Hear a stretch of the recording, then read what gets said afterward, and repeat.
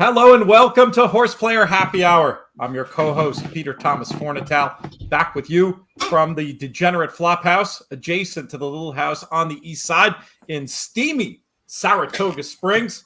I usually end these shows with thank yous, but today we're going to start with one. Thank you to producer Craig for remembering that we had a broadcast today.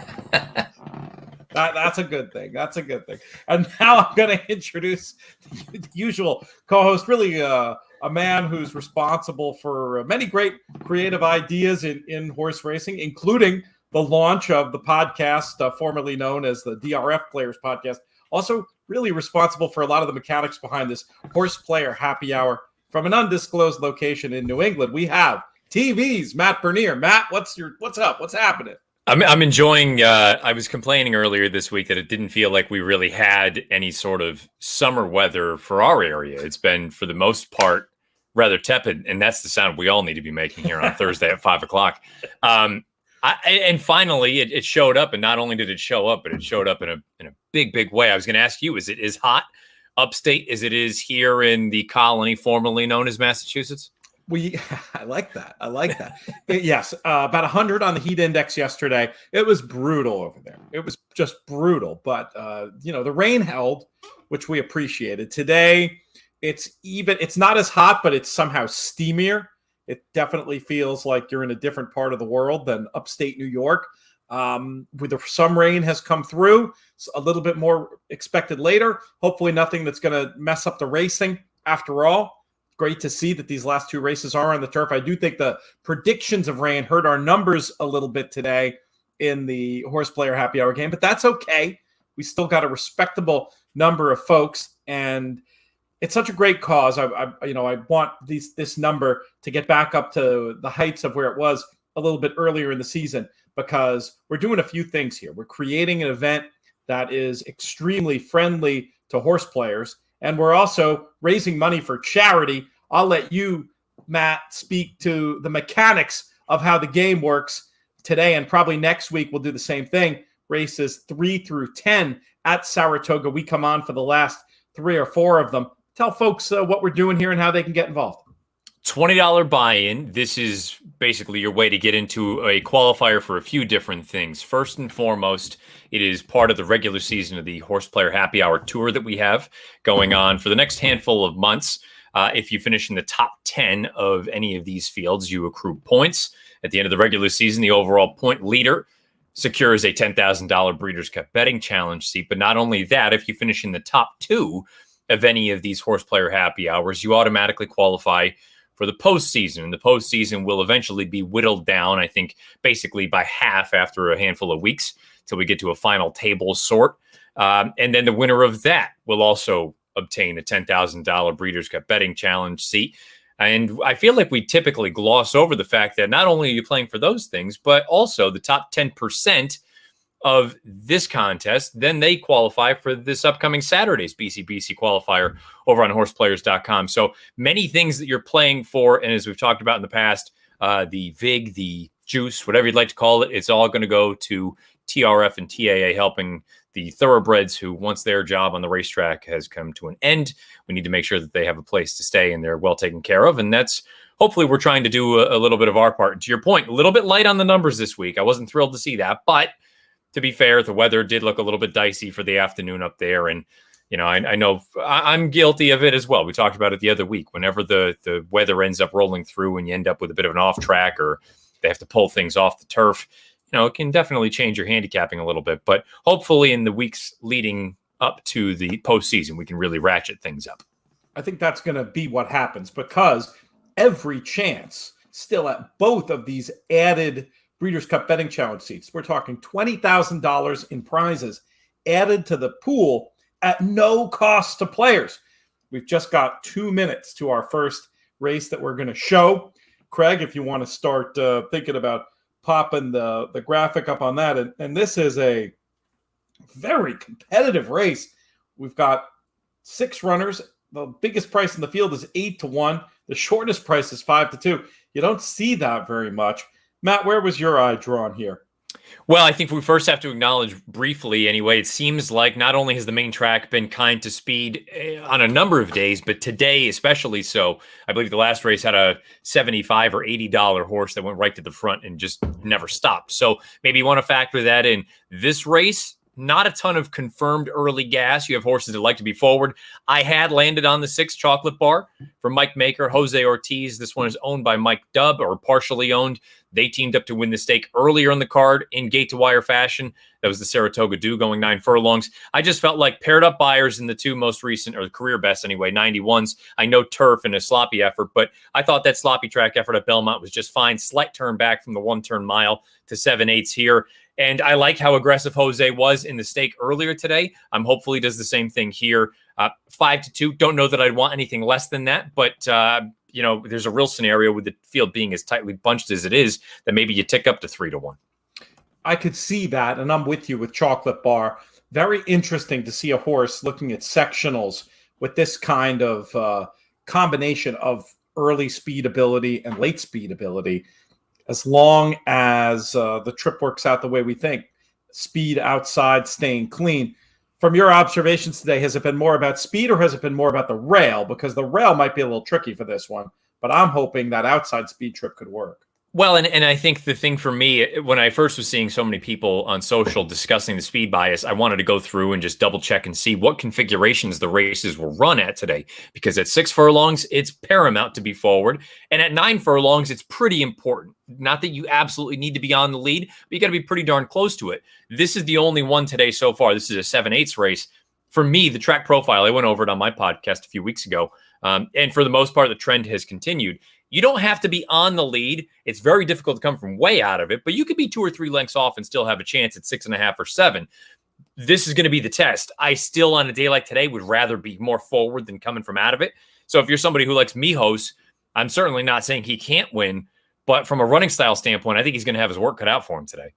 They have broken from the gate, and every jockey has been paying attention because there was a whole lot of pumping going on, quarter horse style there at the break, as this field tries to establish position. And Chocolate Bar, not too far back, looks like more of a stalk and pounce than a pure speed situation. I don't know. That may give the advantage to before Let Me Know or the 5 Shoplifted. We'll have to see how it plays out here as they're approaching this first turn. I don't mind the way Shoplifted is looking right now at 4-1. But hopefully Chocolate Bar, for our sake anyway, can get into this race sooner rather than later. And I'm not too worried about it. I mean, I feel like if the horse is good enough, this is a prime time position to be in. Value-wise, I think there's a case to be made that Let Me Know, who I think is in kind of trouble right now. We'll find out. He's going to be really the tell if this thing is inside speed. But I think Chocolate Bar should be a winner from here. Let Me Know, I think the argument can be made that from a value standpoint, that 4-1 was actually the right play, air quotes, the right play. And he's rallying. He's finding some more. I don't know if he's going to get there or not. But so, I mean, look, if you want to say it's inside in speed. This was the first horse off, first horse to come off the bridle and kept fine. I mean, that's an old school inside speed track based on just that one race. You would have to think, especially since both Shoplifted and Chocolate Bar, who I thought were moving the better of the two outside the quarter pole, they didn't move either way. I mean, it was effectively 1-2-3, 1-2-3. I'm not going to fault any of the riders. To your point, they were all well aware of what was going on. They hustled. They tried to procure their positions. And I'll be honest with you, I thought the position for Chocolate Bar was just fine. I had no issue with that. Looked like winning. Absolutely looked like winning on a fair track. I mean, I just, people will go back and forth about this. And I'll be honest, I've been spending a lot of today looking ahead to Saturday and not focused on the earlier card at Saratoga. But just based on that, that's a racetrack that's dictating the outcome of races. And I would also go another step and say these are the kind of days everyone can identify, that there is some sort of an advantage to being on the front and toward the inside. Now it's more a matter of going back and watching tape. The obvious thing that you can sit there and say is anyone who has an off-the-pace running style was compromised. But that's really not rocket science. That's pretty blatant, straightforward. The key now is to go back and watch the tape and find horses that were making any kind of a move. because those are the ones that were truly compromised by it. Yes, they're all, anybody trying to rally from 5 or 6, a Mijos, for example, he was always going to be up against it just in general. But if you find a horse that's actually making some sort of a move on a day like today, those are the ones that next time out, you can really kind of sink your teeth into. Maybe you key them in doubles or a pick 3 or even a larger sequence.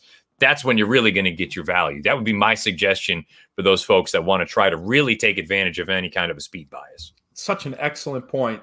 And as many people as will knee jerk and, even when inappropriate, talk about the speed bias after the 1 to 5 shot wins the first race by 3, and then the 5 to 2 shot wins the second race on the lead, by half, and people will be talking speed bias. But as many speed bias players as there are, there's not that many people who then go do the work and upgrade or downgrade the horses accordingly. It's very easy to knee jerk and say, oh, it's all speed, but it doesn't really look. You can maybe try to find the speed in the next race and get lucky and have a winner, but the real work is what Matt said, to go back and track it.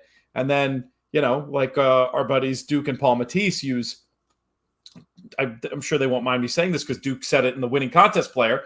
They'll go back and look at the next race and see how it turned out and track it. The horses that they think were aided or hurt by the bias, pay attention, keep a real accounting of it, and then which biases are the ones that you really want to follow and which ones may have been illusory and just because of the best horse. Well, and to your point, which ones were more sort of noise, let's say, than signal, because you need to then be able to either confirm or deny your opinion, and you won't know until those horses from that day come back and run to some sort of extent.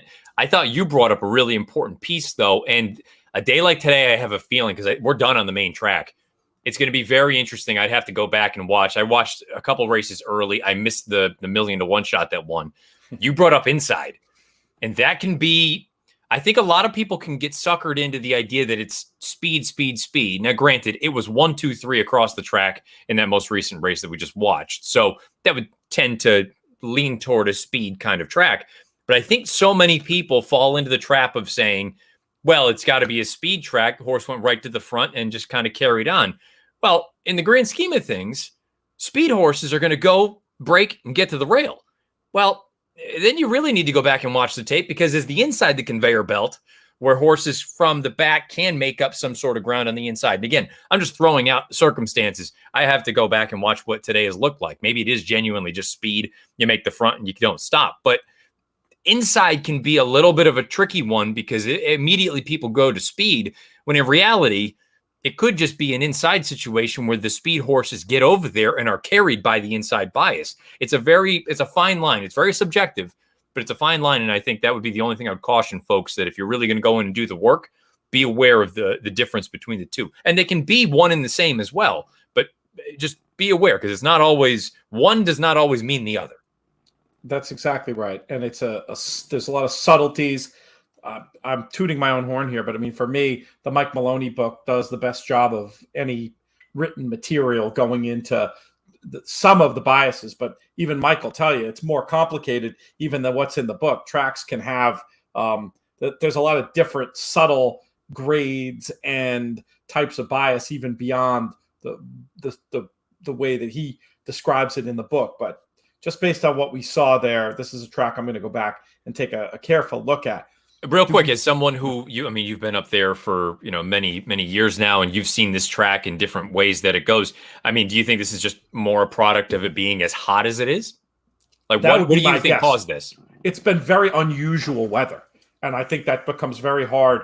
I think track maintenance has been unbelievable this meet, of keeping there from being biases that dictate the outcome of races. But in extreme conditions, doesn't matter what you do. Sometimes nature is going to take its course, and I think that's what's happening here. So we'll see. Another thing I wanted to mention, and some folks have picked up on this, and we have plenty of people chiming in the comments already. We'll give shout outs, etc. as we go. But that's really the fun of these shows, is the ability to interact with the audience. That's what makes it different than the Matt Bernier show or the In the Money Players podcast. We want the audience to be part of this show. So feel free to chime in. We'll get to your comments and shout outs as the show goes on. But I'm just wondering, looking at the prices in that pick 3, Matt, do we have some opportunity here? Certainly there's some opportunity, but what do we think the chances are that we might get a pick 6 carryover at this point? Yeah, I mean, you would have to at least think that it's a possibility. That most recent race, as we alluded to, the tote was wide open. So I don't think that's one that, I'm sure a lot of people spread in there. And even if you got skinny, it's not because, there was all of a sudden this one, maybe there was one horse that you loved, but I mean, it probably had more to do with the value standpoint in that instance. The $80 horse is probably the one that's going to turn this thing on its head, because on paper, there was even a case that one wasn't necessarily the fastest early. And those are always the days or the instances for me that can lead to those sort of, I don't want to say shoe-in carryover days, but when a horse that makes the front or does something that you don't anticipate them doing, and they're 1,000,000 to 1 and they end up prevailing, that's one that from a handicapping standpoint, you can go back and sit there and say, okay, well, what did I miss? I didn't miss anything. There was no way that I was going to think the horse was going to make the front. So, that's just one of those unfortunate situations where you throw your hands up and you go, we turn the page to the next one. But yeah, to your point, I mean, you've had a few results, a $25 horse in the 6th race, the $80 horse in the 7th race. We'll see what happens in these final 2. I mean, I would say you probably need one more to really, really be thinking, Friday afternoon, you're going to have a nice healthy carryover, but certainly not out of the realm of possibility. Fingers crossed for me at this point. That would be fun if we can get it done. Big carryover on going into the card yesterday, and JK among the people who cut a little piece out of that. Was happy to see that. Few other bits of business. We got the leaderboard up there on the screen. We'll run through that real quick with Bill Chenvert. Great to see his name up on the leaderboard again. Currently in a share of first place with Sean O'Malley, 84.20. James Babis back in 3rd, 74.20. Chris Couples, been a great contributor to our comments throughout the season, 73.50. Gary Greenberg, 72.40. Michael Cavana, 69.50. Look at 7th. There's that man again, folks. David Browning. He's been en fuego the entire season. Our current leader, he's in that pole position to get that one of the 2 Breeders' Cup Betting Challenge seats, 68.10. But this is a developing story here with Christopher Olson with 3 entries, $65 each. Remember, each entry can get you a tour score. We talked about the tour points before. It's 100 to the first place player, and it goes down to 10 for the 10th place player. And Chris Olson has a chance to pick up some beaucoup points. Maybe at some point, Craig, maybe it should even be now, we can take a look at the overall tour leaderboard. I wonder if we can toggle to the overall tour leaderboard right from that very screen. While Craig looks for that, we did a thank you to Craig up top. I also did want to give a thank to our beverage providers today, Walton Whitman Brewing Company. We did the shows from there last year. That bid hasn't worked out, but they have been providing beer every week, enjoying the world's best light beer, as far as I can tell, the Dick Murphy Light. Going to be moving on to some of their other selections later in the show. They provided the beer for my little birthday soiree Sunday night. It was very, very popular. Just have a few cans left. Got to get back there and hang out. And want to mention also that they've got the racing form for sale now, and the cafe in the mornings. Great place to handicap. So there it is. You see David Browning with a commanding but not insurmountable lead. 560. Michael Domable has been writing up Colonial over at InTheMoneyPodcast.com with 350. Greg Lewis, Bruce Meyer, Todd Van Dree, Joe Solito. I mean, all players who've been very active and deserving of those spots. John Kilpatrick, Dylan Donnelly with a very respectable 200. Oh, that's interesting. We got Bill Chenvert, who could be improving on that 170 score, along with Don Marquardt, Derek Vogt, and Michael Cavana. So it's interesting. We're seeing a lot of the same names today as on the leaderboard. So things could continue to get shaken up as well on there. I wonder where, scroll down a minute, Craig, and see if you see Chris Olson on there. I'm just curious if he, with his 3 entries, I mean, that's the thing, is you could come in cold and have an opportunity to make a real impact on this leaderboard. So it doesn't matter. But if I was just curious to see if he'd had an official score yet. Again, you get those scores for top 10 finishes, but it's not, the tour isn't just about that. It's also about any week, as Matt pointed out before, finishing in the top 2, you get that automatic qualifier into the finals. And then if you can't do that, we fill out with the next 40 tour finishers who haven't already punched their tickets for the finals. They get in. So really, in 1 week, you can come very close to securing a spot to being in an 80-runner tournament for a $10,000 prize. Essentially, at that point, a free roll, given all the other benefits you get for playing in these tournaments. Well, and also, let's call a spade a spade. David Browning has been the pace setter basically from jump. And while he's got a healthy lead, knowing the way that the points are distributed and how much time there still is, I mean, this thing is far from over. And to your point, if you get some folks who all of a sudden rattle off a couple of big finishes, and keep in mind, even if you do run in the top 2 and you secure your postseason spot, that doesn't mean that you don't get the points. You still can continue to accrue those points for the regular season. So I think that's the thing that's going to make this interesting, is that even if David has, let's say, I'm going to put a round number on it. Let's say he's got an 80-point lead going into the final 2 weekends, or the final 2 weeks of the regular season. Doesn't mean that he's home. And it doesn't even mean that the person or persons chasing him need to finish first in either of the weekends. They can rattle off a couple of top 10 finishes and get enough points to actually win the regular season and win the $10,000 BCBC seat. So just because your name right now may not be in the top 20, even top 25, top 30, you put together a couple of big performances, or as we just alluded to with Chris here this afternoon, with 3 in the top 10 right now, doesn't take much to all of a sudden amass a rather large, healthy amount of points and put yourself right in position.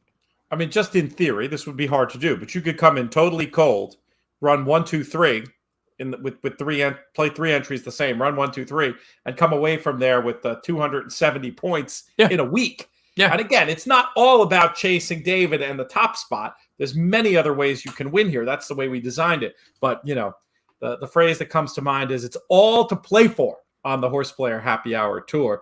We should reach in and get some more, do some more interviews in coming weeks. It's been a little crazy up here. Haven't had a chance to do much pre-production, but it'd be fun to hear from Michael Domable or David again, some of the people at the top of the leaderboard. I want to do some shout outs and some questions and comments, Matt. We'll start with a shout out to Cyril Sommet. I hope I didn't butcher your name. Thank you for joining us. Suvi Brooks checking in.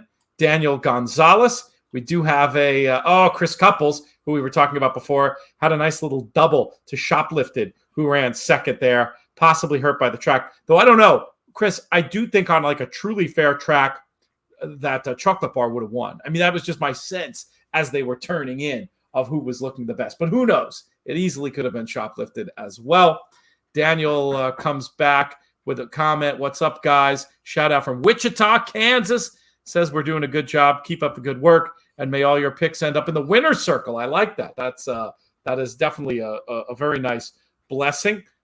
Mike, a.k.a. Blinkers Off 420, says, what a day at Saratoga. We'll see. There's 2 races left to come. Hopefully we're going to, I don't know, maybe I'm being selfish here, but hopefully we're going to end this off with a nice carryover for us to dive into for tomorrow. Though I'm not sure I can handle the extra work, Matt, when it comes to the carryover. I've got enough to do getting ready for tomorrow's broadcast at this point. But that's the kind of work you just put on the pot of black coffee and you grind and you make it happen.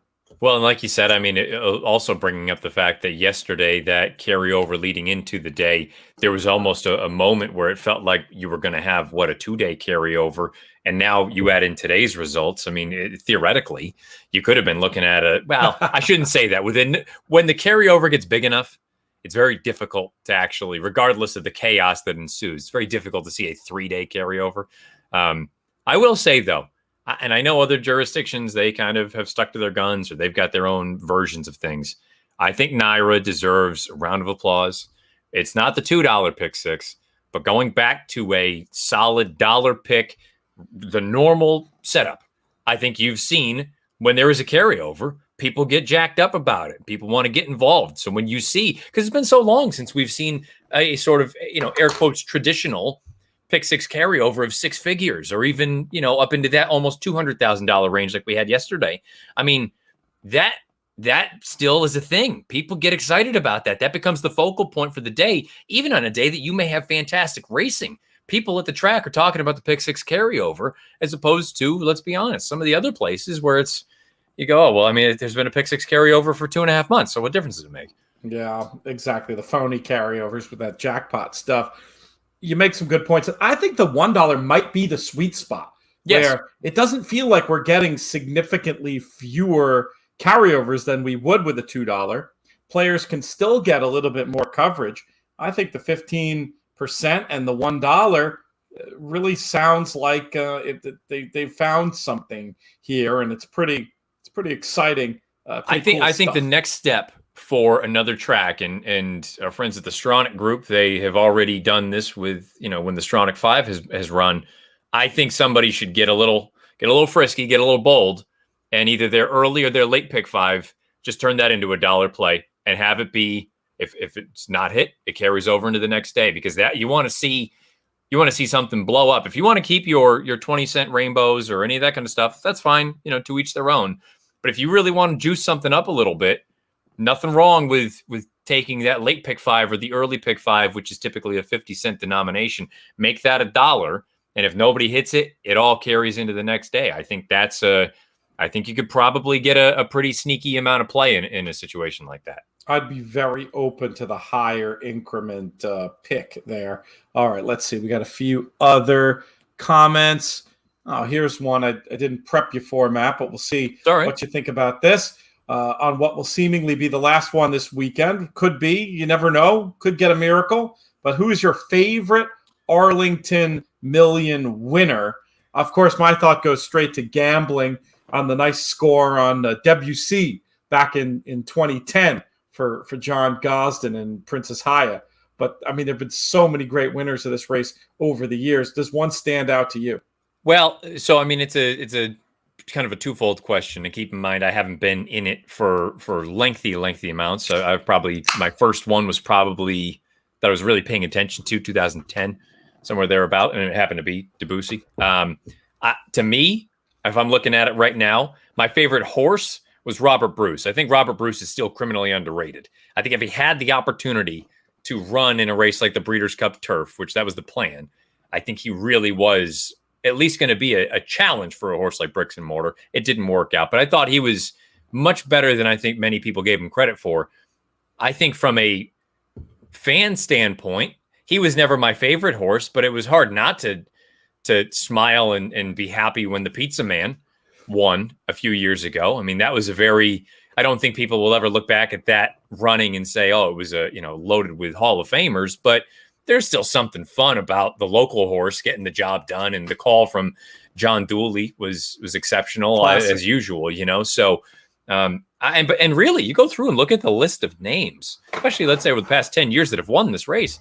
This has been a really strong race as far as some of the horses who have won, going back to 2009, let's say.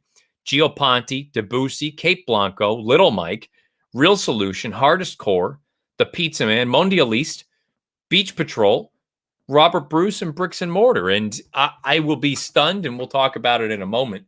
I don't know if Pete can still hear. I know he's got his mic muted. He's doing some work. If domestic spending gets the job done on Saturday, which I would assume he's going to, it's not as though this is a race that when I went through it anyway, and please fire into the comments if there's anyone that I'm missing obvious as far as this field on Saturday is concerned. This is domestic spending's race to lose. But if he does what I think he's going to do, it adds his name to this list of, let's just use the top 10 or the most recent 10 anyway. And I do see some folks, Franklin Benz brings up John Henry. Again, I'm not even going that far back, but you're right. There have been some excellent horses that have won this race over the years. I think domestic spending would be a very fitting horse if he is as good as I think he is. Because I think he's in that Bricks and Mortar category. I really do. It would be a fitting send-off for the Arlington Million. And I'm going to continue to call it the Arlington Million, despite the fact that the name has been changed. I love it. It has really been a benefit for Chad Brown these last few years. And then you see that might continue again. Who knows? There's stories out there about miracle scenarios that could come up. I mean, I'm not trying to be Pollyannish about it, but we'll see. I mean, it's been the last Arlington Million for the last 3 years, right? So, True enough. So maybe we can maybe we can go a little further. Anyway, that was a great question from James. So thank you very much. And yeah, I love going back and forth with the crowd too. Let us know some of your favorites. I think in terms of giants of the turf, horses they're going to write books about and whatnot, you got to give it to the 2-time winner, John Henry. I think that we can all probably agree on that. Just looking back in terms of some of the ones that I remember, I haven't been in the game that long, relative to my advanced age. But I remember Awad. That was probably the first Arlington Million winner I remember watching. And that there was that great, it's interesting. It was a great group of turf horses that competed against each other for years in the late 90s, Marlin, Mekki, and Awad. And I didn't realize that they all won Arlington Millions in various years. The Powers Court year, I remember, yep. And all the controversy surrounding that running the year before with Gary Stevens falling, and oh my gosh, that was definitely one of the scarier million memories. But let us know out there in the crowd who your favorite Arlington Million winner was. Peter thanks us for the tips. Peter, we thank you for participating. John chiming in about the Walton Whitman beers, mentions the special, which is that branded Saratoga special beer. First of all, I'm angry about that beer because I didn't think of doing an in the money beer first. I think we'll have to do that. I think we'll do that next year. My vision is to do it might be a very similar beer to the Dick Murphy Light, but to do it in like a little pony can, those small cans, and try to convince as many places in town to automatically serve them in back of any Bloody Mary ordered. Maybe In the Money can pay for it. It'll be our little calling card. When you order a Bloody Mary anywhere in Saratoga, we get you a beer. That's my dream. I don't think it will happen, but that's my dream, John. You could get very punny. Now, I don't know the offerings, but if they offer some sort of a double IPA, the In the Money double, something along those lines, you can get very punny if you really want. Yeah, I think this is a good idea. We're going to have to talk to our pals over there. I just busted open the Time is Money. They're the lovely light Hellas, incredible flavor, under 4% alcohol. This is the kind of stuff I like. John, who just chimed in, was part of this wildly successful gumbo night we did last night, Matt, over at Simply Food by Mora out on Maple. And I think we must have sold over 100 tickets. The gumbo, Frank Brightson's gumbo, as re-prepared by Michael Baychok.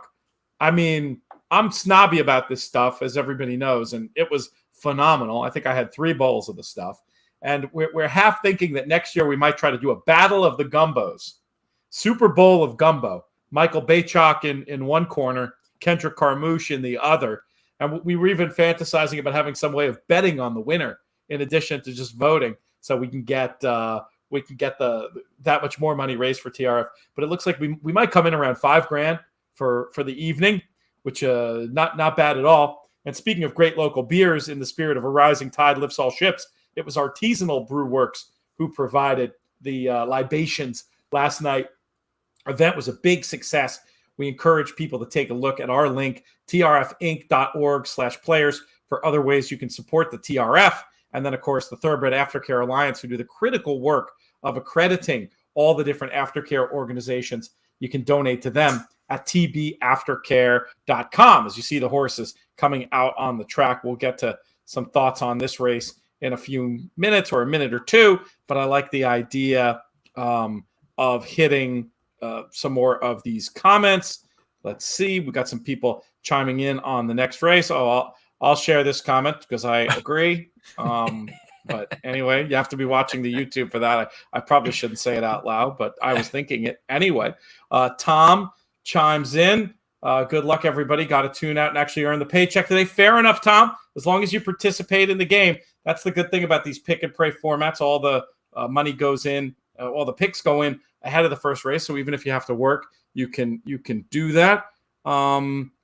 Let's see. Mike says, thought they take more out. It says right on the screen, 15% pick 6. So I'm pretty sure that is correct. Here we have Franklin, who chimes in with John Henry as a favorite Arlington Million winner. Peter from Joplin, Missouri says hello. We appreciate that. We got a little comment from Nielsen Antonia, great to hear from you. And I like this. That's this good. is good stuff from Joe. A cold double, the Bloody and the Pony beer. That might be it, Joe. I hope you don't need a royalty. I was going to say, the check is in the mail, Joe. And then John chiming in about the specifics of the beer, the Capriccio Pilsner, the Italian style pills from our friends at Artisanal. Yeah, that was a killer match with the gumbo, and a beer as good as the IPA was on a night. And the IPA was actually a good match with the gumbo too. Sort of the spiciness worked well with the hot profile of that beer, but it was just too hot to drink anything over 5% in my view. So yeah, that's an issue for me. Like, so after this, we're going down, or the other half's already down at the beach. She's staked out our area, but you have a couple beers down on the beach. It's very difficult on a day like today to sit there and be drinking IPAs and not feel like you're just going to explode. Yeah. You need something a little lighter that you can just kind of enjoy and, kick back a little bit. But I do understand. Look, I've become I'm not going to go as far as to say a beer snob, because I'm not that knowledgeable, but the palate has grown. It's expanded. Not a palate expander, but it's coming around. Powers Court, Truls Engebretson mentions as the favorite winner of the Arlington Million. Yes, I remember a time where all you would drink, I knew you when you were very young, Matt, and all you would drink, all you would drink was Jack and Coke. Yeah, young baby, young child at that point. We've grown, we've developed, we've turned into a mild-mannered young man now. At this point. When I say young man, I'll hang on to that for as long as I possibly can. I think you should. Until people want to call me out on that. But yeah, hanging out with the likes of me and even JK at this point, you can still hold that mantle. I think. Yeah. I don't know. We've got this new young generation of players on the In the Money network coming up behind you. There might be, you're no longer the new blood. That's for I already feel like an old man when I see all these kids showing up, and I go, this one's got to be 21. This one's got to be 23. I was already through school when they were born. So I mean, I'm starting to feel it already. The years, they add up quick. Oh, especially in this game. But yeah. lose a few photos, get a few DQs. That'll put the gray hairs on your head. And there are plenty of them. Too funny. I think I'm going to do. So we've got the win and you're in race for the Breeders' Cup this weekend. And we haven't talked enough about the Breeders' Cup, who are the real partners as well on this show. There is win and you're in action in France in the Marois, key prep historically for the Breeders' Cup Mile, and we're going to bring in some of those young guns. Sounds like I've got Alex Sauceville and Naomi Tucker, two people who follow European racing pretty much daily. We're going to do a little video. I don't know if it's just going to be for social or if we'll pop it on YouTube. I got to consult with producer Craig about what he thinks would be the best as far as that goes. But we are going to cover that race elsewhere. I didn't get my act together to pre-produce it and drop it in here, which is what I probably should have done. I'll take the host fail on that one, but it's going to be fun. And actually in this next week with York coming up, there's going to be a lot of European racing that American racing fans are going to want to pay attention to. Oh, there's 1 minute to post. Let's avoid a host fail by bringing in Matt Bernier for his thoughts on this one. Who do you think is going to get it done?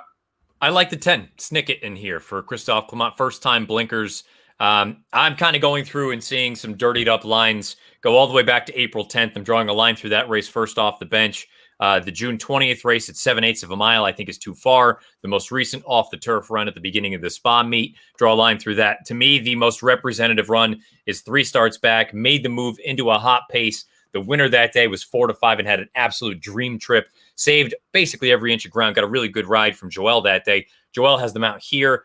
I think the equipment change is enough to make the difference. Snicket, who I think can pass horses, showed that in the maiden score on the main track at the Big A at the end of 2020. I think this one's got a good chance in here. You're not getting a great price, but 3-1 on the 10 Snicket.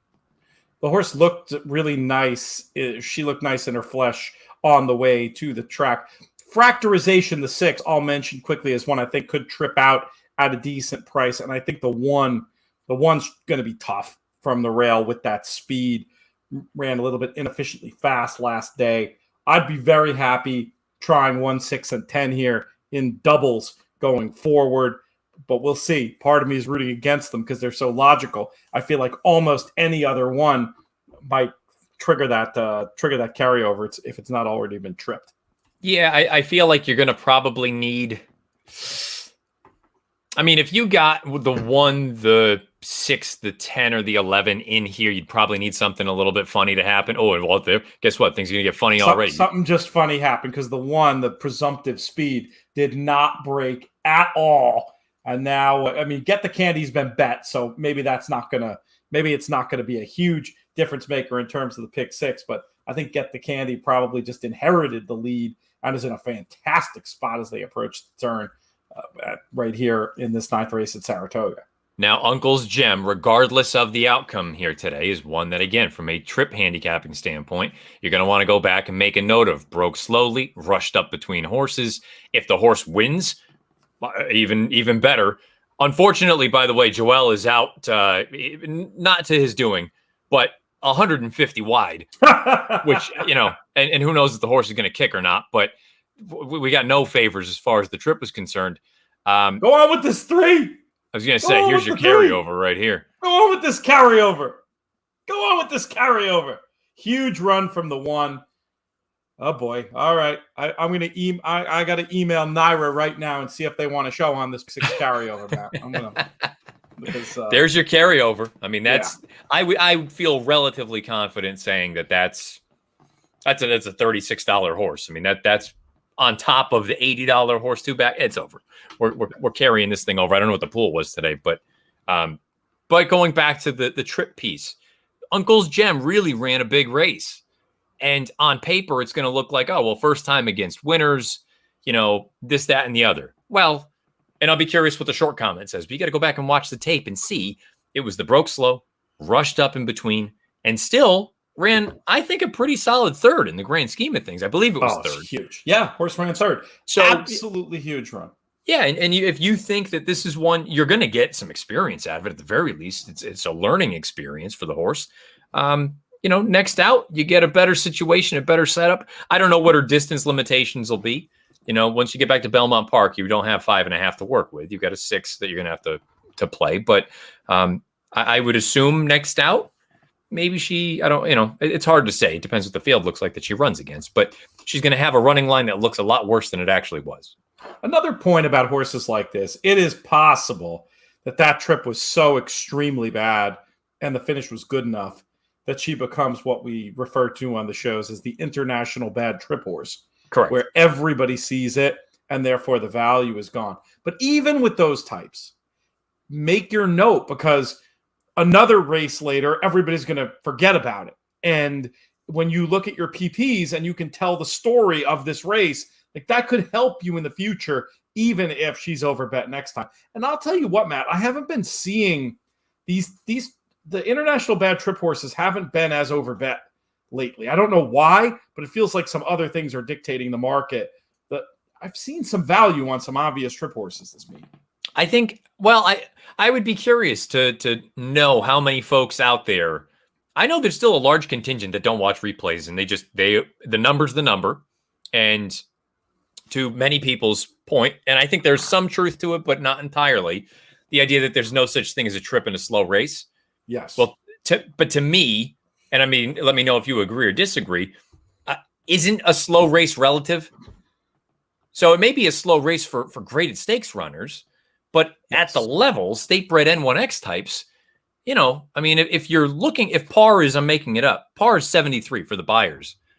If this race comes back as a 74 or a 75, well, isn't a trip in a 73 or a 74 race at the same level? Isn't it all relative? Am I crazy? No, that's exactly right. There's no trips in slow races. It's implicit that you're talking about the same level, right? Correct. So a maiden special weight where the horse had a terrible trip, but it comes back a 70 buyer, and we're talking about, maiden special weight at Saratoga, like whatever. You can upgrade the horse 3 lengths, 4 lengths. They're still not sniffing what a maiden special weight is supposed to run. But if it's it's slow relative to the level. That's a good point. That's one of those things that I never really thought about, but it's 1,000% correct. Well, I hear people bring it up all the time, and in my head, I do understand the logic behind it, but at the same time, I mean, I guess unless you're just using a set level as sort of your barometer, saying like, oh, well, based off of grade 2 company. Well, we're dealing, it's a far cry from grade 2 company. So doesn't it all need to be taken into consideration when talking about that? And to Franklin's point, Snick at 100 wide. Yeah, I mean, that's a horse.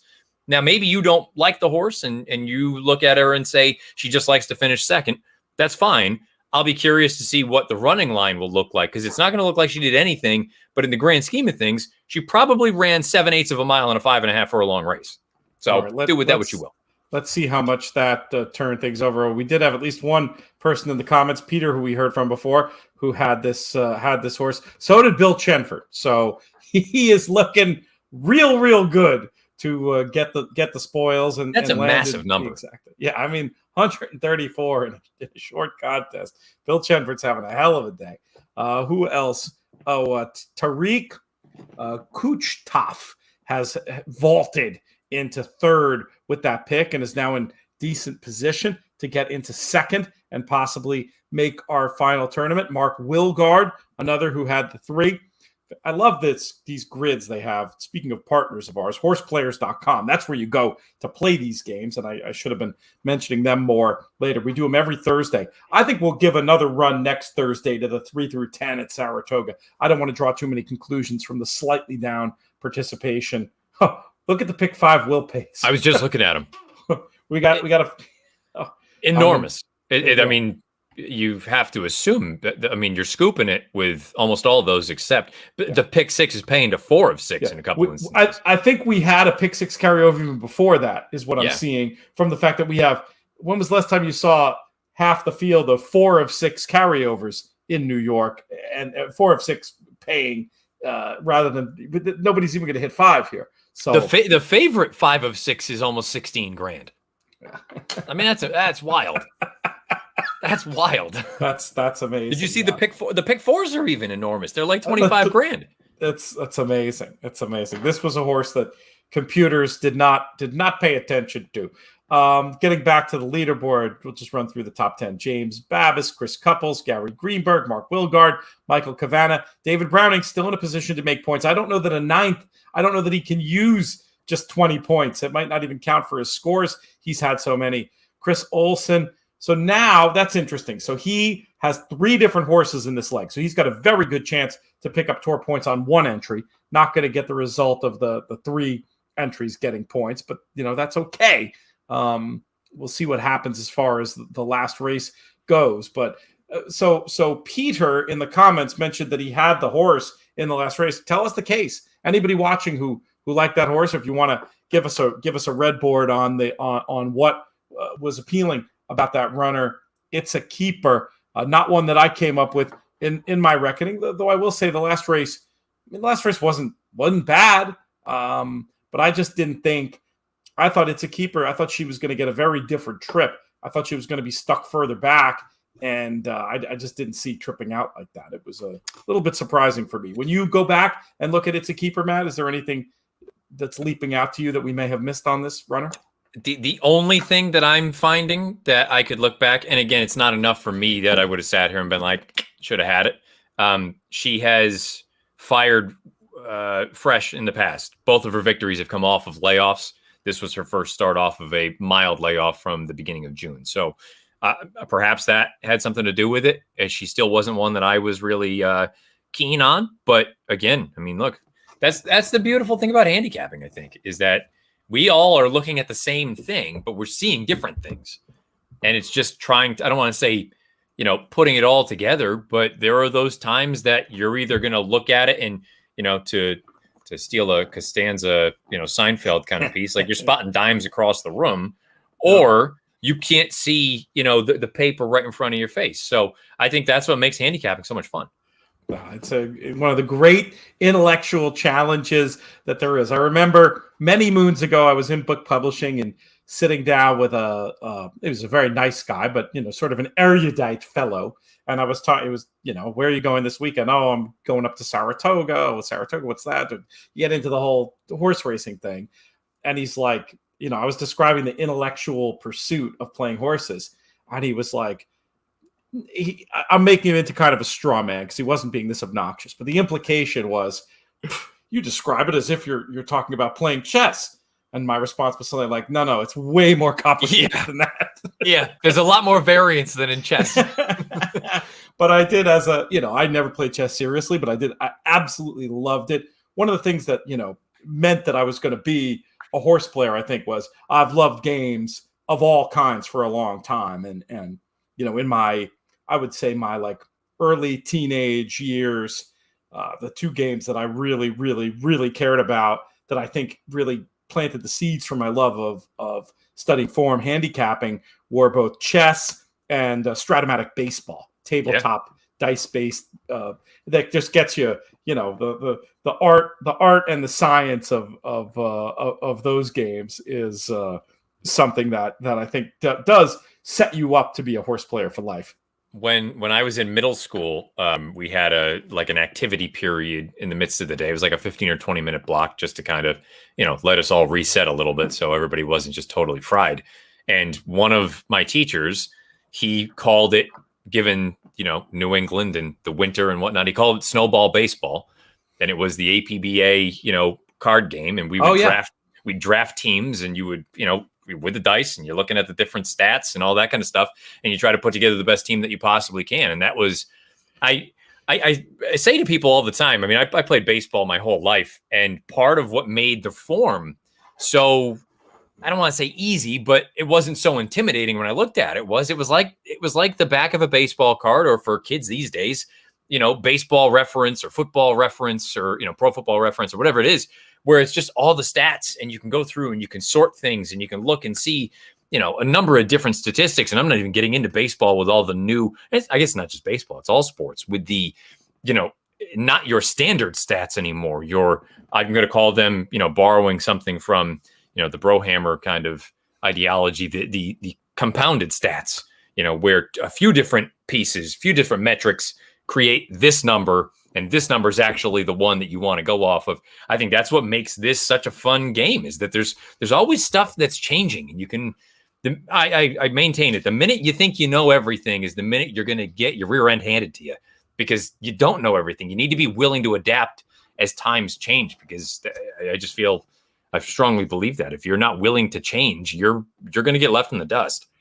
There's some part of me that's still surprised that computers are able to do as well as they are in racing, because it seems like there's so many variables and it's changing all the time that it would be very hard to have the type of success that they do. And I think it comes down to a few things. It comes down to the idea of the economic advantages and perhaps technological advantages that they have are the difference maker. And then it just comes down to this idea that while I firmly believe if you ask me to play 3 cards on a day for, a month, the computer's going to kick my butt. I mean, I just don't think a human mind can keep up when you're dealing with that volume of races and the consistency and the signal that a computer, especially one fueled by AI, can find are going to beat the human. But I still think that cherry-picking human, those right situations where you get that overwhelming intuition that the market is being predicated upon stuff that doesn't necessarily matter, or you have some sort of bit of institutional knowledge.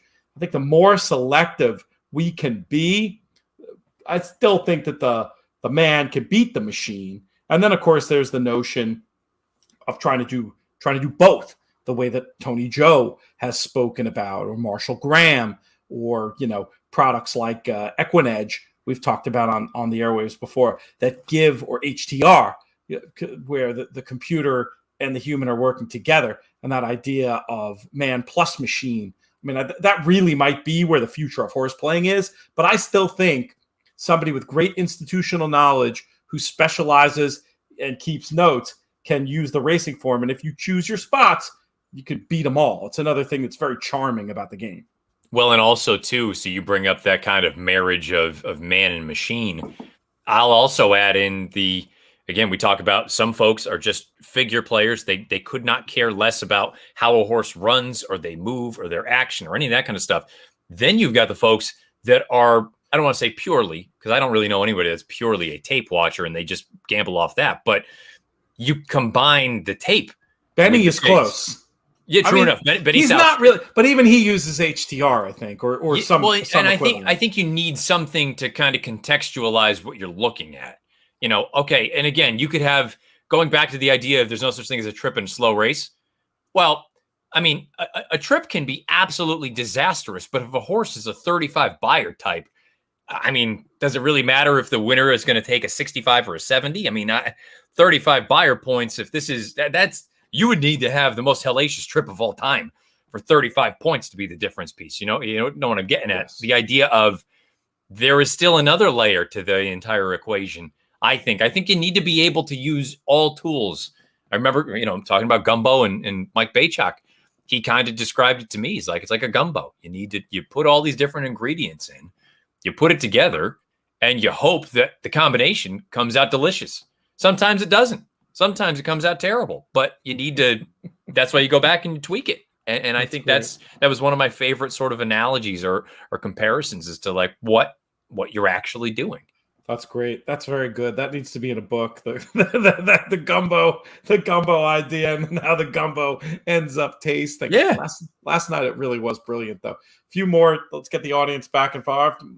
Michael, frequent contributor, enjoying the show from Cottage Country, Ontario, Canada, gives us a nice little keep up the good work.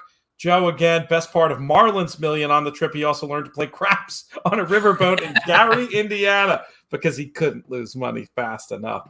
That's amazing. I understand the like emotional appeal of craps, but I've never thrown the dice in anger. Have you? What's your feeling? I know JK loves it. Where do you stand with craps? I love craps. Now, I hate throwing the dice.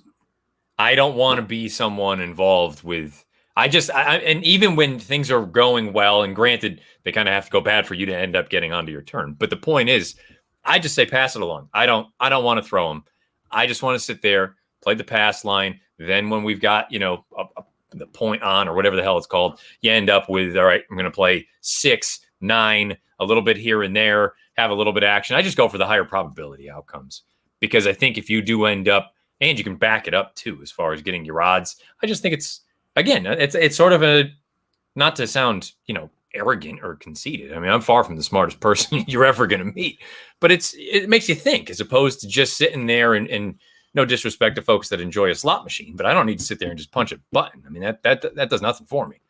I'm not sure you heard the interview I did recently with Joe Applebaum, but people out there who are interested in sharp perspectives on gambling and where we are as an industry, go back and listen to that. And he did say something that was a little bit chilling because we are talking about racing as a game that's obviously on the intellectual side of things.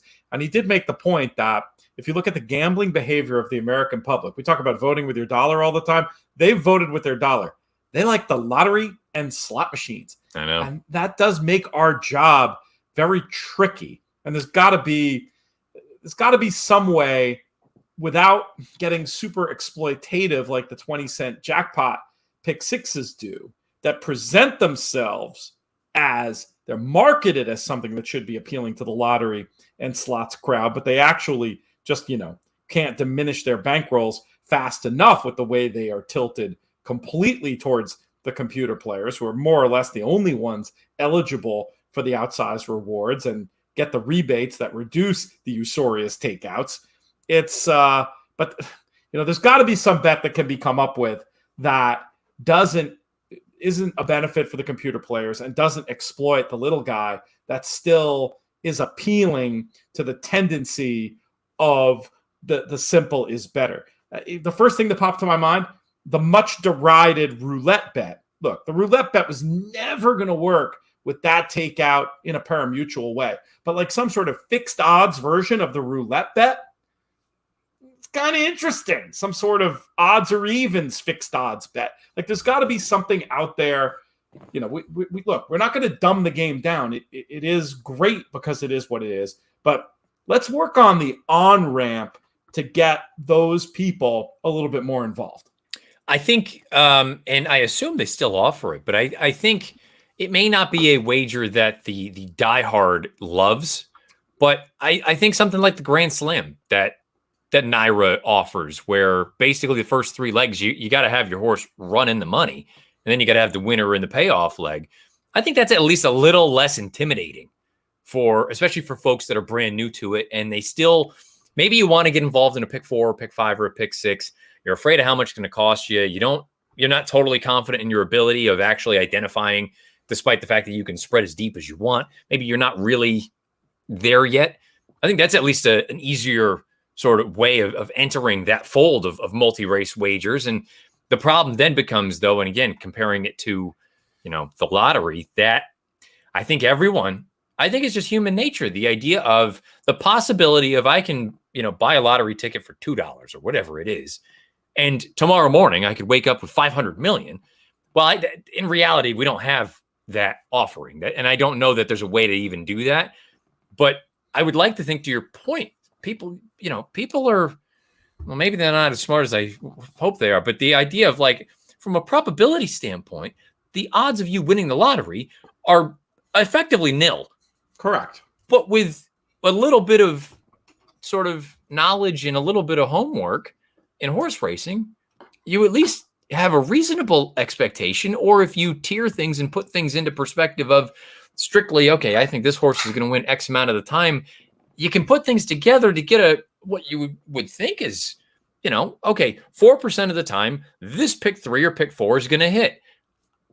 Price-wise, hopefully, given the odds that they're likely to go off at, I'm going to end up with a positive expectation. There's a lot of legwork that does go into it. And I think that's one of the scary things, especially compared to sports in general. You don't have to really know a heck of a lot about, I'm making it up. Preseason football is on tonight. People are betting on preseason football. That to me is asinine, but it's very easy. Okay, it's the Patriots. I don't even know who they're playing tonight because I don't even care that much. But it's A or B. It's very easy. There's not a lot of thinking, a lot of thought that goes into it. With a horse race, even on the small side, there's going to be a field of 6. You got to make decisions here and there. And I think some people, it's the combination of, you're probably not going to get the life-changing windfall in one race individually, and also the idea that, as opposed to just saying, "Give me a quick pick at the corner store," you got to go through. You got to get some sort of past performances and figure out X, Y, and Z. It's I think if somebody had the perfect answer, we would be in a different position. There's a few follow-up thoughts on that. I love the idea of using the way these bonuses get insured for players at an event like the NHC, National Horse Players Championship, coming up in just a couple of weeks' time. If there was some way to come up with some sort of gambling feat, whatever it is, that was insured, so you could have some. I mean, you're not going to have 200 million, obviously, but that you could have a guaranteed $5 million payday if you did something wild, but attainable, whatever the heck that is. There might be some idea with insuring what a player can do, rather than the rainbow route, trying to use a similar idea, but do it where a $10,000 insurance policy to pay out 7 figures becomes a piece of the pie. That's one idea. And then you mentioned preseason football. I made one preseason football bet ever. The only angle I ever heard, and I wish I could remember the coaches, but it was some game where I'm pretty sure it was Pete Carroll and the Seahawks at a time. I don't know if this is still the case, but I guess he had a reputation for always trying, even in preseason games. And they were up against a coach that had a reputation for the opposite of putting the third string quarterback in for, most of the snaps. And somebody pointed the angle out to me, and I thought it sounded smart. And it was my one and only, and it was successful. I mean, it was a route too. It was one of the easier money bets I ever made. It made me think okay, that's, if you're going to get an edge, knowing that one team is trying and the other isn't would be a decent way to get an edge. But other than that, you can have it. The only thing I can compare it to, especially from a horse racing standpoint, it would be as if, as opposed to betting on races in the afternoon, you went to Oklahoma with your buddies in the morning and started betting on the workouts. Which, again, you don't know the intention. What are the connections? What's the trainer trying to get out of this work for this horse? I have no idea what the intention is tonight with the third stringers for the Patriots. It's basically the kids are probably just trying to make the team. Forget about winning the game. So to me, I'd rather just keep my money in my pocket until week 1 of the season and go on from there. That's funny stuff. All right, Mike chimes in. This is nuts, referring to the secession of prices. You referenced this one from Franklin before about Snicket being 100 wide. Yeah, you can play Snicket back. No problem at all there. Let's see what Joe says. If one uses internal pace figures, a lot of times trips like this show up in the numbers. It's an interesting point. You can see inefficient moves and things like that. And then he'll look at the replays after to confirm that. But that's I get that. Oh my goodness, that's interesting. Does Peter mean he played the horse because he saw that Bill Chenvert played the horse? I keep it's a keeper hitting the inside on that corner. I knew she had it. Well, there you go. It worked out well, certainly there. But that is interesting, that the fact that you can see who David Browning or Bill Chenvert or Jonathan Kinchin or Matt Bernier are playing. Playing in these contests, these pick and pray contests where the picks become available. It can be a de facto tip sheet for you. And here's this is interesting. Franklin mentions that It's a Keeper was maybe havable as a jockey play with Dylan Davis continuing to ride well. John talks about game playing, mentioned Stratomatic, Risk, and Backgammon. I played both Risk and Backgammon as well. Backgammon, I know, a game that has a lot of gambling surrounding it. A lot of poker players also play Backgammon. That makes complete sense to me. Chris says he couldn't make heads or tails of a single race in this pick six. Hey, not many people have been. That's funny. Franklin talking about the NFTs replacing baseball cards. That's a conversation for another time. There is some horse racing stuff going on in the NFT world that we're just starting to look into over on the In the Money Media Network. Oh, this is funny. Out on YouTube, there's a handicapping session from way back starring Tim Conway. They cover both classes, claiming an allowance and caution against betting horses with more than a 20-day layoff. Obviously, a very, very different world that was. The only Tim Conway thing I remember, we're getting way older than you, Matt, here, and probably most of the audience, but I do remember him doing some sort of skit at some point where he played a jockey on the Carol Burnett show, and it was pretty insulting and hilarious at the same time. I will say something to that idea, not necessarily, apples to apples, but I remember having conversations with Dan Illman when I was down at the Forum, and we would go out after work or whatever. And I would ask him, because he is just as much a stickler as I am about lead changes and things like that. I said, what do you do with the lower level horses, knowing that there's a reason they're in for 12.5 or they're in for 20? Is it as important? And he said, anything that you can spot, and maybe his opinion has changed in the time since, but he goes, anything that can be perceived as a negative is a negative. Don't just assume that, well, because they're here, that's what they do. Certain horses, and even great horses have been terrible with lead changes and mechanics and things like that. But again, I use that analogy with sports. Certain athletes can get away with terrible mechanics because they just are simply brilliant. Whereas the lower level players, we can't get away with doing, throwing the ball the way that Vince Young used to throw it when he was at the University of Texas, because we don't have the God-given ability or the natural talent that Vince Young does. You wouldn't teach someone to throw the ball like that unless they were just an absolute specimen. I think there is something to that. So going back to the idea of, the 20-day plus layoff at those lower levels, maybe there is something to that. I don't know, because that's the way that they really make their living, is the blue collar types. They show up, they cash their check, they go to the track in the afternoon. When they go away for a little while, maybe you want to be a little bit more wary. It definitely was the case at one time. All those old handicapping books have old saws like that. So I get where it's coming from. John, getting back to that conversation about trips and slow races. I think the right way to think about a trip is to try to quantify it, right? Like how many lengths did this trouble cost a horse? And sometimes it can really be an immense amount of lengths if you're talking about, pace dynamics and condition analysis and actual trouble in a race. But I think that old saw is just to prevent people from betting, a horse, an established horse that always runs a 65, and then they run a 50 because they had a bad trip, and then they're running against a bunch of horses that are going to run in the 70s again. Like, stay away from that trap, I think is more or less the right way to say it. Howard says, hello, boys. Who's alive in the late pick 5 at Saratoga? Almost nobody. Yeah. Congrats to those who are. Amazing.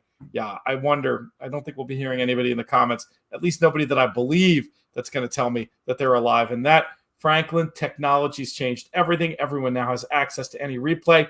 Gaining an edge with information is very difficult now. That's true. I mean, I think there's some edge in the diligence to do it. And the thing about trips is they're pretty subjective, trying to decide which ones matter and which ones are more along the trap variety that is the alternative to that.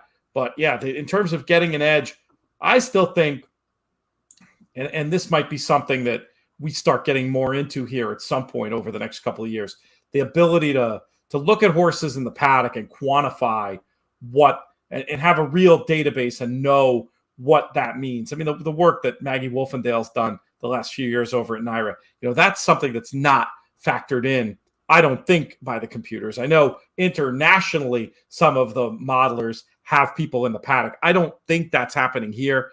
That's the kind of thing. You always have to try to find the next edge, whatever it is. And maybe it's a smarter way to approach a new bet, or maybe it's some new piece of information. But it is true, the proliferation of information, it makes your life easier and it makes your life harder. 1 minute to post for the finale here, Matt. We'll get back to some comments in a minute, but curious to get your thoughts on this one. A lot of pedigree here from me anyway, and I don't know if the horse can run or not. The number 4, Group Hug, goes out from Maker. They tried to get on the grass last time, washed off. His only run on turf one time, far from a disgraceful effort. You look at the overall pedigree. Speidster's about 12% with the turf routers. This horse is 3/4 to a runner called Hug the Money, who was 2 for 6 lifetime on grass, 4 for 6 in the money, did win routing on grass. The second dam was a winner anyway of the Group 1 Dubai Duty Free in 2003. Ipatum, I don't know if I'm pronouncing that correctly. She also won a graded stake here in the United States. Again, with the way Maker's Barn is going, and with enough pedigree in here, and if I don't love anybody else, 7-1 is more than fair for me to find out if this one either just can't run or if this one's wanted grass all along. One of the two that I want in here. The other one is another first-time turf. That's the number 12, Aban. This one, you're looking at the time form breeding ratings, is actually best rated going long on turf, has never done it, has never stepped on the grass, but a new gelding, 2 runs back, going out for the second start for the new barn. Todd Pletcher seemingly can do no wrong at the moment. Luis Saez in the irons. Give me the 12 and the 4 against the field to try to close this thing out here at Saratoga. Yeah, I mean, so do you think I'm kind of crazy going off on like a pedigree tangent at this point? Or is it as simple as, look, Chad's here? And also, I think the other thing, too, is some of these horses, they paid a ton of money for. And it's like they're just kind of cutting bait saying, get out. Like, I don't want to talk anyone off of a 15-1 shot. Please, if you like the horse, go on. And it's good that we're almost loaded into the gate. Royal Tryst, to me, that just screams like we're trying to get out. They paid $500,000 for this one. And we've had 5 starts, and now they're going to dump in for 75. That, to me, is not necessarily a positive. But then again, it's 15-1. I'm not going to talk you off. Yeah. And McPeak, for whatever reason, I mean, we noticed when Matt Vagvolgi ran those stats over at InTheMoneyPodcast.com, he does well enough with 2-turn grass horses up here, typically younger, but I could accept leaving that one in. There's nothing wrong with the favorite. I mean, the favorite's probably supposed to win first start as a gelding. And with Chad Brown, I don't mind those kind of drops that just get that one out of the barn, get some money, get that one out of the barn so we can get the next graded stakes performer in. But I think the 12 and the 4 are far more appealing at the prices. Yeah, I would agree with that very much so. And the 12 looks to have avoided the potential for a bad trip out there from the inside. You always love to see that when the rider can at least tuck in a little bit. I mean, probably still took the turn 3 wide, but that's okay. In a beautiful spot now, maybe too close to this 22-4 opening quarter. This is the rare instance where there's pace in a NYRA turf route. I mean, they're cooking out there, and it's not, I don't think it's an illusion. I think this is a legitimate strung out field because they're They're cooking out there. I mean, this horse 47 flat for this level. I mean, I think that's a pretty honest half mile at this point. Junior Alvarado is that on No Burn, who Yes. is in fact trying to burn them all off. I got to figure those early exertions are going to tell. And Abon, the 12, I mean, I'm worried this has moved into a hot pace. One of my favorite trip angles, kind of written all over it, but who knows? Maybe the horse will be good enough to make the top here at the top of the lane. I'll tell you what, Ricardo Undersized gave this along with for a beautiful ride. I don't know if he's got enough kick, but it won't be because of the ride. Yeah. You've got a clear shot, but here comes the favorite, the Chad Brown runner, Amano. The 12 is digging in, but I think the bird has flown. The 4 making the move up at the wood, but probably not going to be any better than third. Sure looks like a 3-12-4. Yeah. After all the chaos, we get a very logical result here in the nightcap at Saratoga.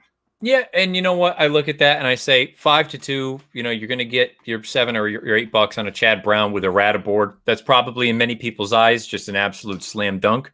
I thought the horses that you and I both kind of identified, I thought they acquitted themselves very well at better prices. And the type of strategy in that race for me, when you have that 2 against the field, sometimes I didn't do it here, but sometimes I will just play the favorite over the 2 of them. Use Dutch principles and at least try to get the money back or double up. It's nice when you can narrow a race down like we did that one. It's nice to at least cash a ticket if you're right, even if we didn't get the money properly. Yeah, because that try is probably not going to be all in the grand scheme of things. It was relatively formful, but having said that, in a race with 12 horses, I would think the try for $1 is going to be reasonable. It's not going to you're not going to be buying dinner off it, I don't think, but I think it's going to be decent enough. I love this point from John. Nothing more exciting than a hot craps table. You make lots of fast, best friendships that last 15, 25 minutes tops. Truer words have never been typed. I mean, that was, I'll never forget one of the last casino trips I made prior to everything shutting down was November of, what would it have been, 19, I guess. Went down to one of the casinos in Connecticut. We watched UMass men's basketball take on Virginia at the time. They were the number 1 team in the country. And then that night, my best friend, he graduated from UMass. We're at the tables. His brother's there and one of his old roommates is there. And we're at the table with all the Virginia fans. So initially, we're giving each other stuff back and forth, all in fun. But then we caught a heater and everyone turned into, it was like a reunion of best friends from 20 years ago because everybody's high-fiving and hugging. And it was just, I could not agree more with John. If you catch a hot table, there's nothing more fun than that. That's awesome. That's very, very awesome. John Erickson mentions the swinger that they have overseas, where you got to get 2 of 3 in the trifecta. I mean, I wouldn't hate it here. I mean, what my personal experience with it doesn't pay great, but it's an interesting idea and a way to turn it into a little bit of a churn bet, I suppose. Do you ever mess around with that? They sometimes call it the Omni or the Swinger. No, I can't say I have. For me, on a day-to-day basis, I'm pretty boring from a gambling standpoint. I kind of try to stick to win double bets. Double is really if there's something I love, I want to be alive to that horse for more than I'm going to get had I just bet the horse to win. Or I would have had to stake a lot more on the horse that I like to get the return that I was hopeful for. That way, at least with the double, I know I can kind of, again, it's the beauty of being able to see what the probable pays are for a double, that you can at least kind of weight things accordingly. So on a day-to-day basis, I'm kind of I stick to those sort of things. Chris Couple says, formerly a regular sports bettor involved in the daily fantasy stuff, blackjack, once committed to horse racing. The other activities are absolutely boring now. I tend to agree. I played a lot of poker during the boom. There was a great edge on poker, Matt, during the boom.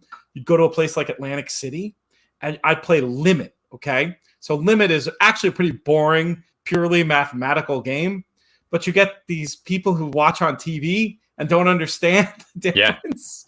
Yeah. And, it was hard not to make money. It was a wonderful, very brief activity, but once rededicating myself to horse racing, it just sort of lost all interest. I mean, granted, the edge was gone too, as people just got smarter and smarter. But for a minute there, it was a lot of fun.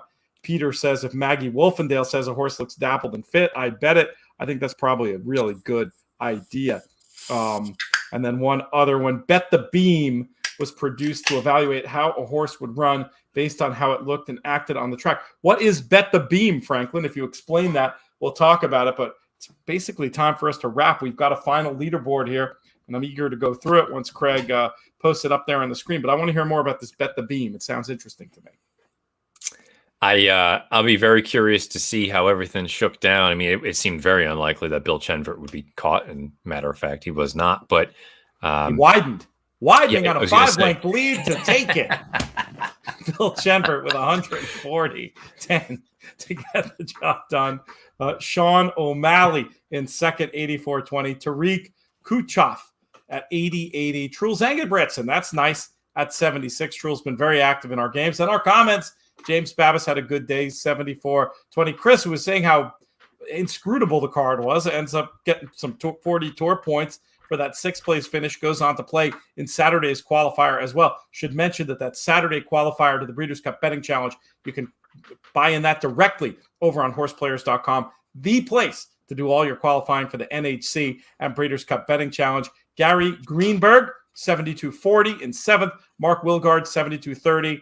Chris Olson, he gets one up there. He gets one of the 3 up there with the place points on the 12. Not all he dreamed of, but he does not come away empty-handed. And in fact, he's going to have 3 entries into the qualifier on Saturday, looking down the leaderboard, 71-10. Michael Cavana gets those 10 points with the 69-50. And for once, David Browning, it's not like he gets nothing. He'll play in the qualifier. But today, as far as tour points go, he's the bubble boy. Congratulations, David, 68-10. And then the 2 Christopher entries of $65 are going to round things out on this Horse Player Happy Hour leaderboard.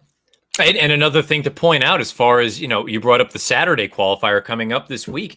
Christopher has 3 entries now. He paid a total of $60 today. He's got 3 of them. Each one of them individually on Saturday would have cost him $179. So he's in made in the shade right now as far as Saturday is concerned. And to your point, probably wasn't the result he was hoping for as far as the contest itself was concerned, but he's not walking out of here with nothing. He's got a handful of points that he's going to add to his total for the season. Yeah, there's so many different ways you can win on Horse Player Happy Hour. We want to encourage folks to tell other people about it because, again, in theory, it might hurt your chances, but we need to support things like this to get the industry to do more horse player initiatives, horse player friendly initiatives, like being willing to work with us so we can provide $20,000 worth of added value to the fans, not to mention the money that goes to Thoroughbred Aftercare in the form of the Thoroughbred Aftercare Alliance, who do the critical work of accrediting these organizations. And of course, our friends over at the Thoroughbred Retirement Foundation. To learn more about some fun projects we have coming up and to give directly, it's trfinc.org/players. A final thought from you, my friend, ahead of this weekend. We didn't even get to talk 4-Star Dave. Key prep. Actually, I think it's a win and you're in for the Breeders' Cup Mile. We should talk about it for at least a minute and a half here at the end. I thought it was going to be the Raging Bull show. I had an interesting, it wasn't a fight. It was the slightest of disagreements with Sean Clancy, who's our guest of doing the Saratoga Pick 6 on the Saturday show, about the trip last time. I felt like the trip probably cost Raging Bull the race. He thought he had every chance. He just didn't get the job done. I expect him to confirm his newfound superiority as a 6-year-old. He thought it was more of an open race. Where do you stand? Yeah, I mean, I haven't done the deepest of deep dives as far as watching tape and things like that. Raging Bull, for me, has always been a slight underachiever. It doesn't mean that he's not a good horse, but I don't think he's really of the cream of the crop as far as Chad's runners over the past handful of years. Whisper Not is still really intriguing to me. Coming in from the West Coast, I thought in the Shoemaker, you had to make a decision. You either go or you're content to sit. But frankly, I thought he needed to go. Instead, he got a little bit of an indecisive ride, was hung very wide. It just wasn't ever going to work. You get Jose aboard, and Jose has been rather aggressive over the past handful of weeks, which I like. I think we need to see more of that, especially in New York. And you take a look at the rest of this field, I don't see a great deal of speed in here. So unless Field Pass is going to keep him company, I guess Blowout, but is Blowout speed, is it like proper speed or has it been circumstantial speed? And I mean, has she been handed many easier trips where no one else has wanted to go?